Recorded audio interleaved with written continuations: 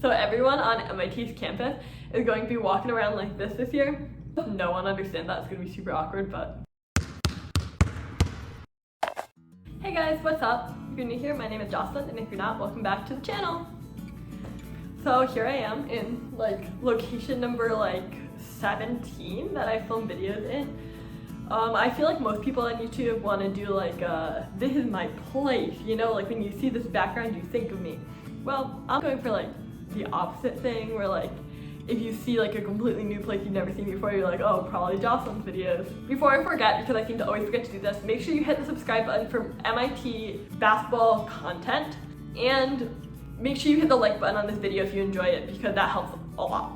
For today's video, I decided that I wanted to take some time to talk about the policies that MIT specifically is putting in place for the fall 2020 college semester, and then also talk a little bit about what I think you guys should do to make your decision about, are you going to gap year, are you going to gap semester, or are you just going to go to school and suck it up? If you're not an MIT kid, I'm sure a lot of this will also be applicable to your life, so stay tuned. So MIT released a policy a couple of weeks ago now, and basically what they said was that only seniors are going to be allowed back on campus in the fall, and then everyone except seniors will be allowed back on campus for the spring semester. Additionally, for all of the seniors, they're going to have to go home for Thanksgiving break, just like almost every single other college is doing. So basically, seniors get 2 more months on campus, and then they're done, and then everyone else will get to be all together for the spring semester. Initial reaction, I was kind of excited about this because it means that I get to go back. I miss my friends. I haven't seen anyone since March. So I really do just want to go back, hang out with all my friends again. And then it really hit me that I'm not going to see any of my underclassmen friends. Literally there's a chance that I'll never see any of them again. And it also means that my basketball career is over. And that was really hard. As you guys know, I've been super injured in the past couple of years, and so I wasn't really sure what a basketball season was going to look like for me anyways with all of the injuries I'm dealing with. But having the finality of MIT canceled all fall sports completely, all fall semester sports completely. So yeah, I don't even know what to say about that. I think it's really, really hard to deal with. It's something that people work their whole lives to play their sport, and then especially for seniors to find out that thing they were building towards all year, every senior just wants to win a championship their senior year, and to find out that that's going to be taken away from them completely, and they have to look back at whatever the last game they played was and be okay with that is weird. I actually made a TikTok about that because my team has done really, really well the past 3 years, especially we won it my first 2 years, and then last year we were expected to suck and we still made it to our conference championship. So, flash the TikTok.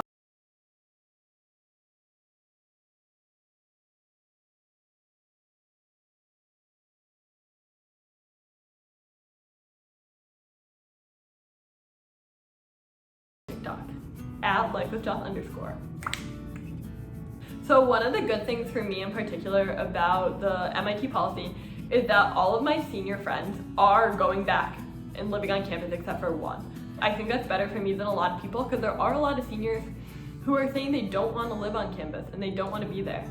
One of MIT's specific policies is that you have to be living on campus in the dorms in order to access classes. You can take online classes still, but you can't go into the buildings unless you're living on campus. And that means a ton of people who had leases, had apartments, are being screwed. And they're actually really upset about this. This is something a lot of students are fighting, but MIT is not being lenient on this policy, which I feel mixed about. On the one hand, people who already have leases in Boston, what are they gonna do? They have to sublease illegally, they have to I don't even know. But on the other hand, it's a little dangerous to be living in Boston right now with a pandemic going on. And so the fact that they are making everyone live on campus to get access to classes is at the end of the day probably gonna make me safer. And so, yeah. For those of you guys who don't know, I'm a course 614, which is computer science and economics. Before they released the class schedule, I was under the impression that 100% of my classes were gonna be online because anyone can do computer science virtually. So I was really disappointed because it meant that I'd never get to be in a classroom again because you're not allowed to go into classroom unless you have a valid reason. But after they released the class schedule, I am gonna have one class that's partially in person, which I'm super excited about because that means literally last chance to be there. I don't know, that sounds weird a little bit, but I am excited about that. But most of my classes are going to be fully online. And I think one of the good things that MIT is doing is that almost every single class that they're offering, even if there are going to be in-person elements, are going to be allowed to take online, which means that anyone who's an underclassman can still take them. And it means that if seniors are living on campus but then become uncomfortable with like going to classes and things because maybe something happens, maybe they get sick, etc., they're still gonna have the option to take their classes online, so no one's gonna have to bail out of classes at the last minute. Another good thing about classes being fully online that I think doesn't really get talked about enough means that all the classes are gonna be recorded, all the classes are gonna be posted online. And even regardless of COVID, I think this is really good because it means that people who don't necessarily learn the best in classrooms are going to be able to re-access that material and watch it at their own pace, whether that be 2 times speed or half speed. They're going to be able to take notes at their own pace and pause it. They're going to be able to get up and walk around if that's what they need in a 2-hour lecture. And for me, who really struggles with paying attention when I'm being forced to pay attention and sit still, this is huge. Because I can pay attention really well, but I can pay attention really well if I'm like fiddling and like doodling and standing up and down, like all over the place. Like I don't want to sit still for more than 30 minutes at a time. One thing this past spring, my understanding of the information increased exponentially after we went online because I was able to learn at my own pace with recorded lectures. Obviously some people don't learn as well online, and so like that's a struggle, but I think people don't talk enough about the fact that some people do actually learn better from online classes because everyone's worried about the people who are learning less well, and no one's thinking about the fact that there are people on the other side of it. The thing I'm most pissed about MIT's decision is the fact that MIT seniors are not allowed on campus for their last semester. Basically, we're showing up September 1st, start classes, we get September, October, half to 3/4 of November, and then we're saying goodbye to campus forever. That's really, really sad. All of us left campus last beginning of March, which means we're losing our last 2 springs basically together, and we're losing senior week, we're losing real graduation already. Like yes, they're saying we'll consider doing graduation in person, etc., but people are going home.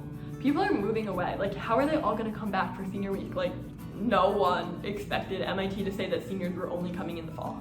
They thought that if seniors came in the fall, they'd also be here in the spring. MIT is saying they're prioritizing fairness by letting sophomores, juniors, and freshmen come back in the spring. But for seniors, it just feels really, really unfair that we're losing out on all of those unique senior experiences. I think it's a similar feeling probably that a lot of freshmen are feeling right now, where they want to have their unique freshman experience in the fall. We want to have our unique senior experience in the spring. That being said, I do think it was somewhat valid to not have freshmen back in the fall because if freshmen are not allowed to hang out together in the dorms, they're all in single, there's no parties, no social events, and it's just freshmen on campus, how are you gonna make friends? You're not gonna have a real freshman experience, and honestly, it could be really, really, really lonely and sad. MIT also released their grading policy last spring. We were one of the first schools to declare that we were making everything pass no record because it was actually in our handbook that in the case of a pandemic, everything would go to emergency grading, which is pass emergency or no record emergency, so there were no grades.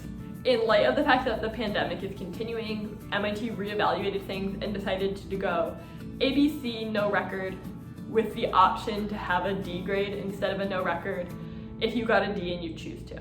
So I honestly think this is the ideal policy because you have the pre-meds who need grades that are happy, and then you have the kids who are seniors but got a D and need the class to pass, which are happy, and you have the kids that like might really end up struggling in a home environment that they didn't expect, and then in that case they had no records class and it won't show up on their transcript whatsoever. Honestly, like not everyone's gonna be happy, but I think they did the best they could with given the wide range of people and what they would want. And now let's just talk about what I would recommend doing and kind of pros and cons of each option broken down by grade, since I think for each grade there are very, very different pros and cons. Number 1, the freshmen. So freshmen at MIT are not allowed to take a semester off. They're only allowed to take a full gap year or go to school.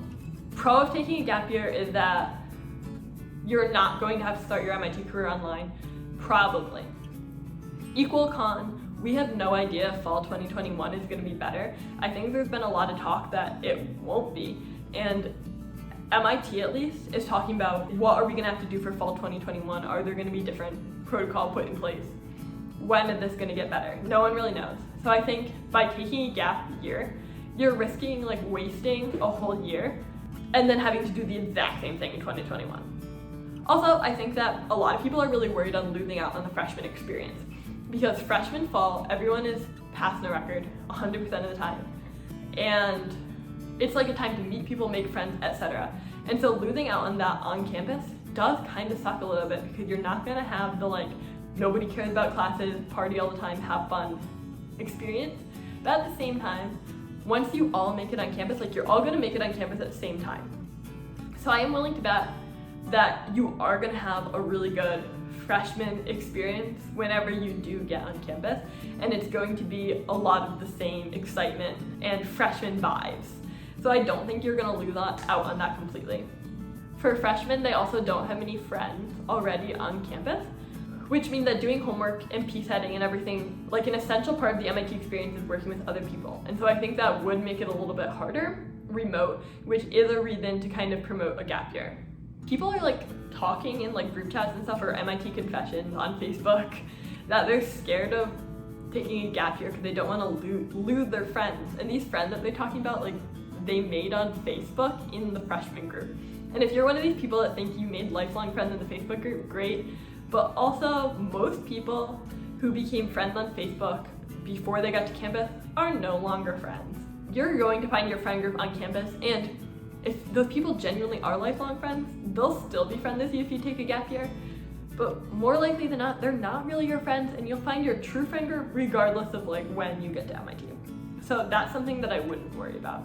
Overall, if I had to give a recommendation either way, I'd say freshmen should just go to school because what are you gonna do at home? Like work a minimum wage job, I guess. Like you're not gonna be able to get any like good STEM opportunities as a freshman with no experience yet. So I feel like just going to school seems like the better option. Next, sophomores, juniors. Sophomores and juniors I think are in a different position because they do have friends already on MIT, which means that they can do homework together already, like even if they're virtual. They can make plans to live off campus in the fall together with people. And so I think they can kind of have an MIT experience even though they're not on campus. That being said also though, they can get internships probably, they can get co-ops. There's a lot of really cool opportunities that you can look into applying to, which make taking a gap semester more appealing if you do have that other opportunity that you can take. Especially if you're a fall or winter sport, taking a semester off, making money, and then coming back and still getting to play your sport could be really valuable. Of course, none of those things are guaranteed, but I think there's a lot more reason to take a gap year, but there's also a lot more reasons to stay because you already have that friend group. I think it depends a lot on your unique experience. Like, do you have the money to take a gap year? Do you have like the stability at home to take a gap year, etc. I think also there's a lot of reason for sophomores and juniors to just take a semester off. Like if I were a sophomore or junior, I would not recommend taking a whole year. Especially now when we don't know what's gonna happen fall 2021 and we don't know what's gonna happen spring 2021. So it's like taking a whole year off already seems a lot. So like I would always go to school no matter what my situation, but like I guess my recommendation for sophomore and juniors is to evaluate your individual circumstance and like how much fun you're gonna have in both. Also taking into consideration the uncertainty for the future, and if you're gonna gap, only do a semester. And finally, seniors. So this is more my recommendation for anyone that's gonna be on campus in the fall, no matter what school you go to. I think there's like a real fear that living in the dorms is going to be, quote, prison. Because there are gonna be a lot more stricter recommendations and like rules for living in the dorms. You're not gonna be able to have visitors, you're not gonna be able to live in a double or triple or quad. Like every single room is a single, which pros and cons. I think also MIT is taking social distancing really seriously, so it's gonna be very low density dorms. Like everyone in a single already de-densified at a ton, but I think it's gonna be even more de-densified than that because once again, only 25% of people are going to be on campus. For seniors, if you're really upset about losing your last semester of sports activities together, I think there are a lot stronger reasons to take a gap year.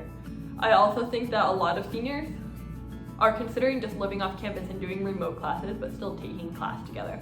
And this is once again similar to sophomores and juniors. They already have that friend group.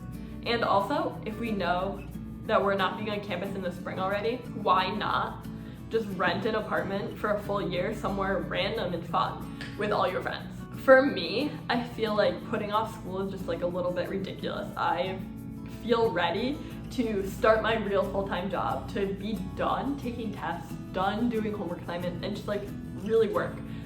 This summer and last summer when I've been doing my internships, I enjoy working. I enjoy the fact that after 5 p.m. I'm done and can literally just chill and do whatever I want. I don't have to do homework.